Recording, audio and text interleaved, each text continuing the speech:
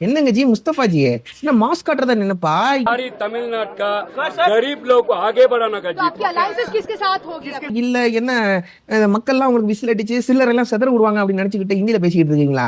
என்னங்க பண்ணிட்டு இருக்கீங்க? இப்பதான் வந்திருக்கீங்க, முதல் முறையா வெற்றி பெற்றிருக்கீங்க. அந்த வெற்றி கூட உங்களுக்கு கிடைச்சது இல்ல.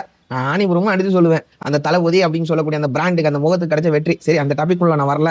இன்னொன்னு கவர்மெண்ட்டை இன்னும் ஃபார்ம் பண்ணாம இருக்கிறீங்க. சரி, அந்த டாபிக் உள்ளேயும் நான் வரல.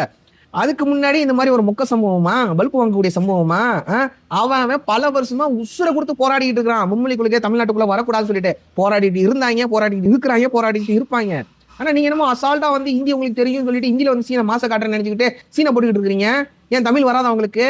எந்த நாடு மக்களை வந்து ரெப்ரசென்ட் பண்ணிட்டு இருக்கீங்க? தமிழ் மக்களை ரெப்ரசென்ட் பண்றீங்க, இங்க நின்று ரெப்ரசென்ட் பண்றீங்க, தமிழ்நாட்டுல நின்று ரெப்ரசென்ட் பண்றீங்க.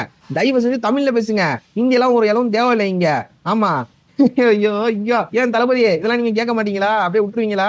இதுக்குதான் மக்கள் உங்களை ஓட்ட போட்டு ஜெயிக்க வச்சிருக்காங்களா என்ன? இதை நீங்க தெரிஞ்சே பண்றீங்கன்னா முஸ்தபா, நீங்க இதை தெரிஞ்சே பண்றீங்கன்னா இது மக்களுக்கு, தமிழ்நாட்டு மக்கள் உங்களுக்கு ஓட்டு போட்டு ஜெயிக்க வச்சாங்களா, அந்த மக்களுக்கு பண்ணக்கூடிய செய்யக்கூடிய மிகப்பெரிய துரோகம் இது. இல்ல தெரியலையா?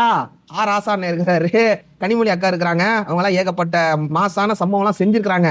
யூடியூப தட்டினா வீடியோ வரப்போகுது, அதை பார்த்து அரசியல் கத்துக்கங்க. இதுக்கு பின்னாடி மிகப்பெரிய அரசியல் இருக்குது. தயவு செஞ்சு இதெல்லாம் ரிப்பீட் பண்ணாதீங்க.